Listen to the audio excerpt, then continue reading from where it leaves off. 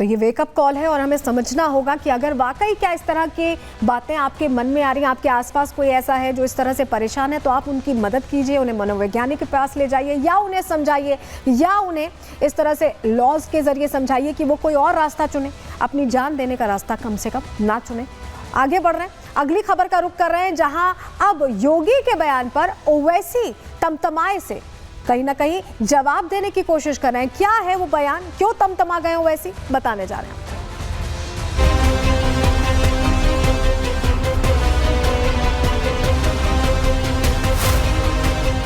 कठमुल्लापन की संस्कृति नहीं चलेगी।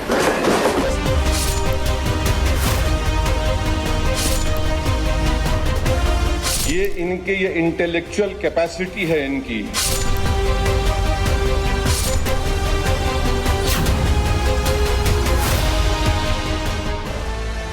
उत्तर प्रदेश विधानसभा की कार्रवाई रीजनल लैंग्वेज में शुरू कराई गई। अलग अलग भाषाएं जो उत्तर प्रदेश की हैं, जो शायद उनके प्रतिनिधि बोलकर ज्यादा उस भाषा को बढ़ावा दे सकते हैं, योगी आदित्यनाथ ने वो फॉर्मूला जैसे ही लागू किया, पहले समाजवादी पार्टी को दिक्कत हुई कि आखिर उर्दू को क्यों नहीं शामिल किया गया है। उस पर जब बयान देते हुए ये कहा योगी आदित्यनाथ ने कि ये कठमुल्लाओं वाली सोच है, ये कट्टर वाली सोच है, इससे आगे बढ़ना होगा, तुष्टीकरण से आगे बढ़ना होगा। उस पर सपा को तो दिक्कत हुई और अब दूसरी दिक्कत हो गई है तुष्टीकरण के मुस्लिम के नेता खुद को दिखाने वाले असदुद्दीन ओवैसी को। असदुद्दीन ओवैसी भी इस बहस में आ गए हैं और खुद को ये बताते बताते कि वो तुष्टीकरण वाली राजनीति नहीं करते, वो सिर्फ मुसलमानों वाली राजनीति नहीं करते, उन्होंने उत्तर भारतीयों पर भी कटाक्ष कर दिया है योगी आदित्यनाथ को जवाब देते देते, और स्टालिन के रास्ते पर चल गए हैं। वो भी बता रहे हैं कि द्रविड़ ही असली भारतीय है। हुआ क्या है, क्या कहा है यहाँ पर असदुद्दीन ओवैसी ने, चलिए सबसे पहले आपको बता रहे हैं सीएम योगी के बयान पर दरअसल असदुद्दीन ओवैसी भड़क गए। योगी कहते हैं कि उर्दू पढ़ने वाले कठमुल्ला बनते हैं। इस बात को ऐसे कोट कर रहे हैं जो उन्होंने दूसरे अंदाज में कहा था।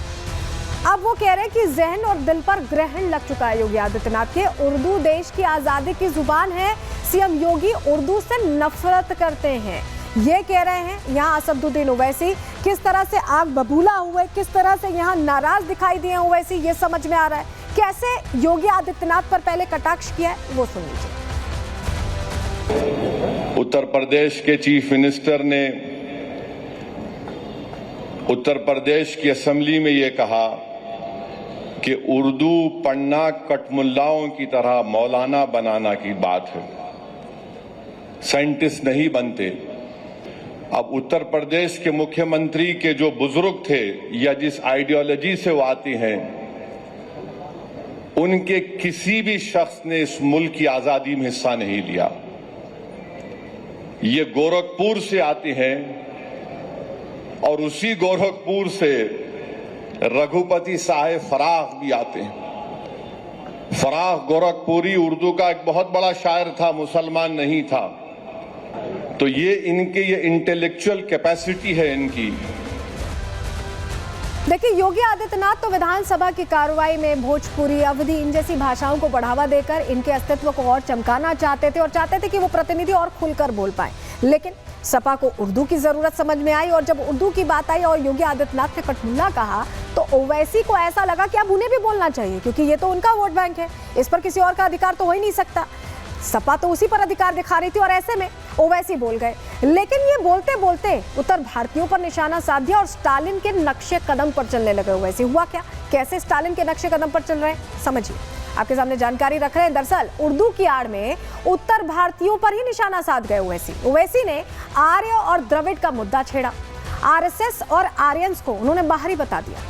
द्रविड़ और ट्राइबल को ओरिजिनल उन्होंने बताया। जो द्रविड़ आंदोलन हुआ था एक अरसे पहले, उसमें ये कहा गया था ना कि सिर्फ हम ही सच्चे भारतीय हैं, बाकी जो आरएसएस है, आर्यंस हैं, वो भारतीय नहीं है। उसी बात पर आगे बढ़ गए ओवैसी। ओवैसी स्टालिन के मुद्दे को हवा देते दिखाई दिए। स्टालिन इन दिनों हिंदी का विरोध कर रहे हैं और हिंदी का विरोध ना करके उर्दू का समर्थन करके उन्होंने कहीं ना कहीं दबे पांव स्टालिन का ही समर्थन कर दिया। कैसे समर्थन किया, कैसे उत्तर भारतीयों पर निशाना साधा, सुनिए जरा।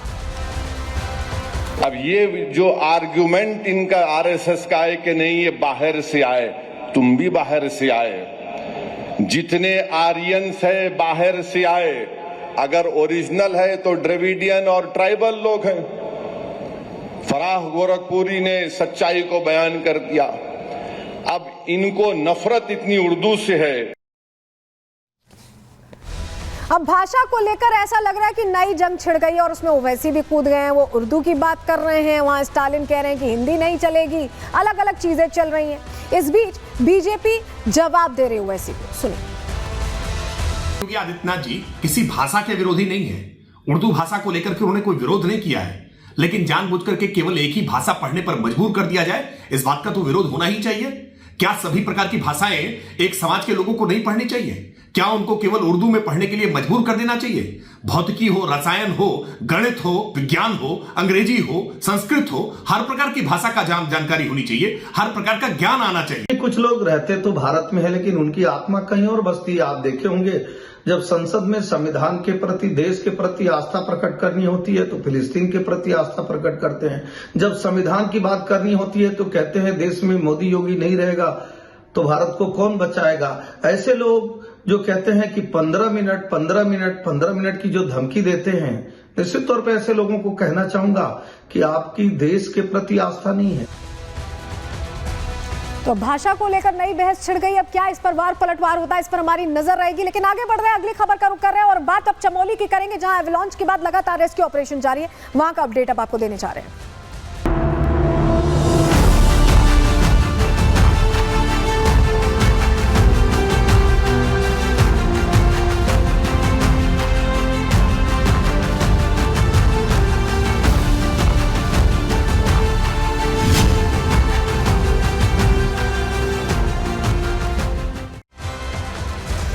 कश्मीर से लेकर हिमाचल तक उत्तराखंड, हर जगह भारी बर्फबारी हो रही है। मौसम का प्रहार ऐसा लग रहा है चल रहा है, लेकिन उत्तराखंड से ऐसी खबर आई जिसने सभी को टेंशन में डाल दिया। वहां पर एवलांच होने से 50 से ज्यादा 55 मजदूर बताया गया कि फंस गए और उसके बाद लगातार 24 घंटे से रेस्क्यू ऑपरेशन चल रहा है। 30-32 घंटे लगभग हो चुके हैं और बताया जा रहा है कि 50 मजदूरों को निकाला भी जा चुका है, लेकिन 5 मजदूर अभी भी फंसे हुए हैं। जरा आपको पहले तस्वीर दिखा देते हैं, अपडेट्स बताने के साथ आपको तस्वीर आपके सामने रख रहे हैं। सबसे पहले तस्वीर देखिए, रेस्क्यू ऑपरेशन लगातार चल रहा है। सेना यहाँ लगी हुई है, सेना के जवान लगे हुए हैं और लोगों को निकाला जा रहा है। जो मजदूर हैं उन्हें रेस्क्यू कर निकाला जा रहा है। हेलीकॉप्टर से ये रेस्क्यू ऑपरेशन चल रहा है। अगली तस्वीर में आप देख पा रहे हैं। वहीं आपको बताएं कि मुख्यमंत्री उत्तराखंड के यहाँ धामी वहां पहुंचे। पुष्कर सिंह धामी की तस्वीर भी आपके सामने अब रखते हैं। ये देखिए, पुष्कर सिंह धामी ने पहले यहाँ हेलीकॉप्टर से सारी जो चीजें हैं उसका एरियल व्यू किस तरह से चल रहा है, रेस्क्यू ऑपरेशन उसका लिया, जायजा लिया और उसके बाद अधिकारियों के साथ ये देखिए बैठक भी की है कि कैसे ये क्राइसिस सिचुएशन से लोगों को निकाला जाए और वो सुरक्षित अपने घरों पर जा पाए। इसको लेकर कोशिशें लगातार चल रही हैं। ये तस्वीर हम आपको इसीलिए दिखा रहे हैं और हमारे साथ हमारे सहयोगी सागर पहले सीधे जुड़ रहे हैं, उनका रुख करना यहाँ जरूरी है। सागर, आप लगातार सुबह से हर तस्वीर दिखा रहे हैं, अभी क्या अपडेट है जरा दर्शकों को दिखाइए और अभी किस तरह से ऑपरेशन में तेजी आई, क्योंकि अभी बताया जा रहा है 5 अभी मजदूर अभी भी फंसे हुए हैं।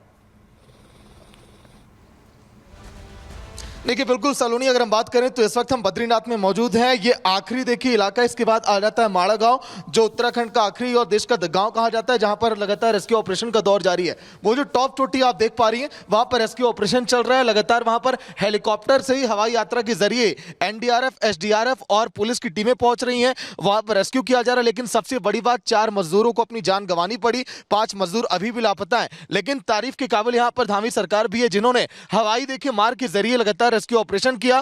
पहाड़ों पर अभी भी देखिए सलोनी मौसम कितना खराब है। ये बर्फबारी के बाद देखिए किस तरह से एक रिजॉर्ट यहां पर था, ये रिजॉर्ट देखिए पूरी तरह से टूट गया और देखिए ऊपर आपको बर्फ की चादर आपको दिखाई दे रही होगी। ये कांच के देखिए नीचे आपको ये बिखरे हुए देखिए टुकड़े आपको दिखाई देंगे। ये वो जख्म अभी हैं जो उत्तराखंड के लोगोों को कई दिनों तक भूलने वाले नहीं है, क्योंकि अभी बद्रीनाथ में हालात ऐसे ही बने रहेंगे। चाचा, ये कैसे घटना हुई यहाँ पे?